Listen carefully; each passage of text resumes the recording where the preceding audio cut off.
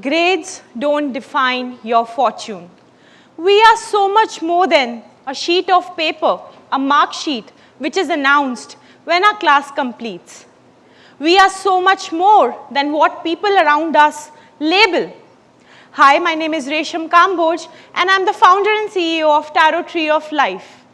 But who am I and how I have become this? It's a journey, and it's a very beautiful one.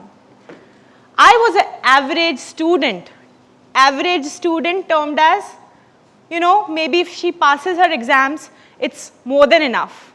I was never great at my studies, but I was always good at extra co-curricular activities during my school and college time.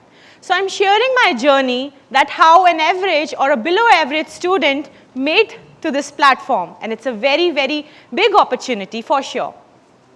I recall from the days of my kindergarten when I was so talkative that my teacher had to make me the class monitor so that I am a little quiet. Yes, it looks very unbelievable, but at that point of time, it was such a big and great responsibility for me. I used to make sure other people are not chit-chatting or talking, and I used to be in the best uniform so that I can go ahead and talk about them to my teacher that, ma'am, they were making that noise. So I got that sense of responsibility and that sense of leadership or leading myself at that point of time. Slowly and gradually, I started growing up and I started noticing that I loved going to school. Now you might think that if she doesn't get good grades, why did she love going to the school? I loved socializing with my teachers, with fellow students. I loved enjoying the swings and speaking on the stage, drama, skit, theater, everything. I used to enjoy it a lot. But when it used to come at the time of the grades and the result day, oh my God, I just couldn't sleep. I used to hide under my bed and keep praying the entire night, oh my God, just make me pass in this exam so that I don't have to face the shame of, from my teachers or from my peer around me. It was not a very smooth night for me, for sure. Slowly and gradually, I was recognized for my talent in my school, and I was like the coordinator, like the mini coordinator in my 7th and 8th class. So teachers used to tell me, hey Resham, can you organize this thing? And I was like, yes, I'm up for it every time. But serious classes were approaching, the 10th and the 12th board. Oh my God, spare that horror. If I'm telling that to you today, I'm still getting goosebumps. It was not easy for me for a board examination.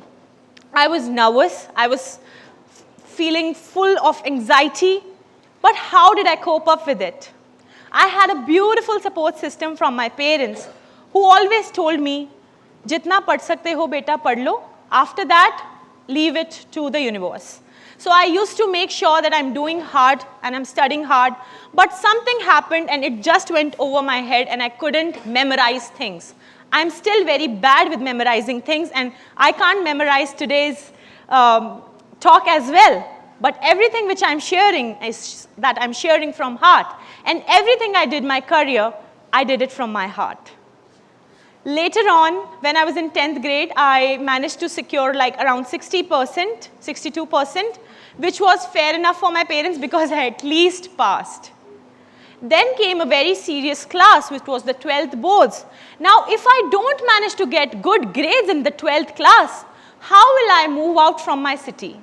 I hail from a very small town in Haryana, and I had this ambition on going to a very beautiful city, the city of dreams we all know, Mumbai. I wanted to go Mumbai for my higher education, and at this point of time, when I am not getting enough marks, how could I? That was a difficult thing, because all the students around me, they were clear in their head what professions they are choosing. We had 3 options in our school. One was commerce, one was medical, and the other one was non-medical. There were a lot of seniors who would help other students around me to tell them what medical field looks like and what non-medical field looks like. But I was not interested in either of 3. Slowly and gradually, someone told me that the commerce is the easiest, so I was like, okay, let's get into the commerce, but without maths. Because maths, though, I don't know, like I still can't do like 2 plus 2 sometimes. Of course I can, I'm just kidding. So yeah, it was so difficult for me to pass that 12th grade. But now what to do next? Because with these grades, am I going to get into a very prestigious college in a nice city? Of course not, because grades matter to the institutions. Of course they do. At this point of time, my father and my mom played a very, very important role.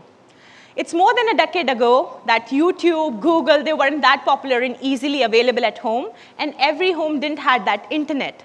At this point of time, my father used to call in different colleges, explain about my marks, where will she get admission. They were so tensed because I never was the student who was expected to even clear the entrance test, and I just couldn't do it.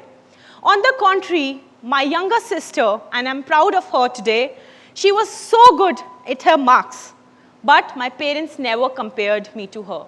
That was a beautiful thing which my parents did. And this is my message to other parents as well, that never compare two siblings, because that generates sibling rivalry.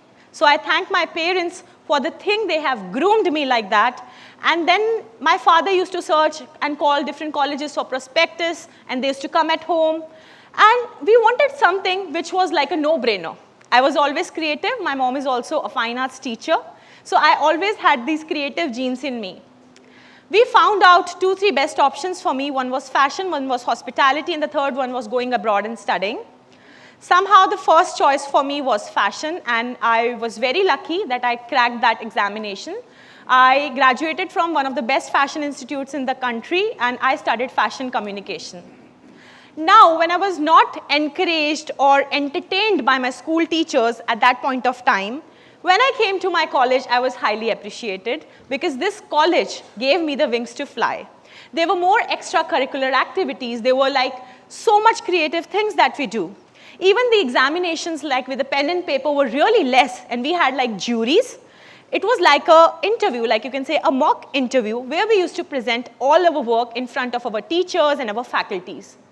We were really informed well about the vision boards, mood boards, and making yourself really well planned. I did a lot of internships, which were unpaid, but that really helped me develop myself as a personality. Internships that I did were in different cities. Sometimes the stipend which I was getting was even lower than the rent which I used to pay was more than the stipend I was getting as an intern. But I was not looking back.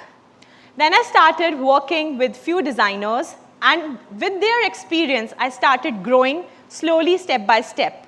And I was getting that confidence in me that, Resham, you're not useless.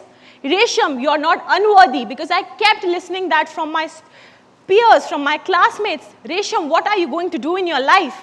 The sense of confidence started coming in me.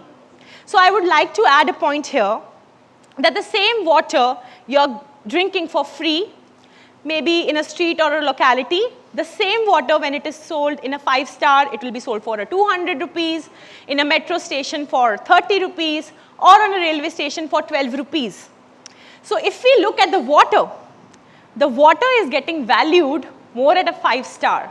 So maybe today, if you're not getting valued, maybe you are not at the right surrounding. Maybe the people around you are not motivating and encouraging you much. So you shouldn't be focusing around how other people are treating you. Your belief should be in yourself. Like a very favorite quote of ours, don't judge an ability of a fish to climb on a tree. Slowly and gradually, when I moved into the office life, I was even more encouraged by my bosses. They used to give me certain projects, and I felt so good about myself. And the same people who used to tell, iski shaadi kara do, isse kuch nahi hone wala, isse pada nahi jata, because I couldn't understand maths, and every brain is not meant to be the same. A few of us are great at maths, a few of us are great at art. So we should be focusing on the beauty of what the students want, rather than imposing our dreams. Even if your child wants to become an engineer, I would say encourage that child to become that.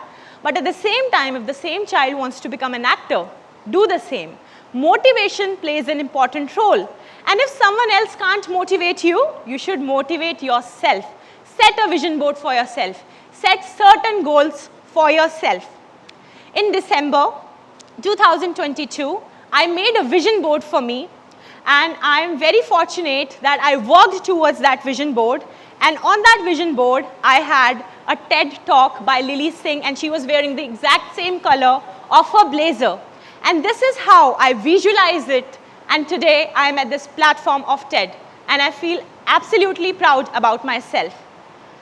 My message at the end to conclude the talk will be, grades do not define who you are. Grades do matter if that subject matters to you. At the end, it's who, your skills, your people, and your support which you are getting from your peers. But even if no one is supporting you, remember to hold your hand tight and give yourself a tight hug and say, I can do it.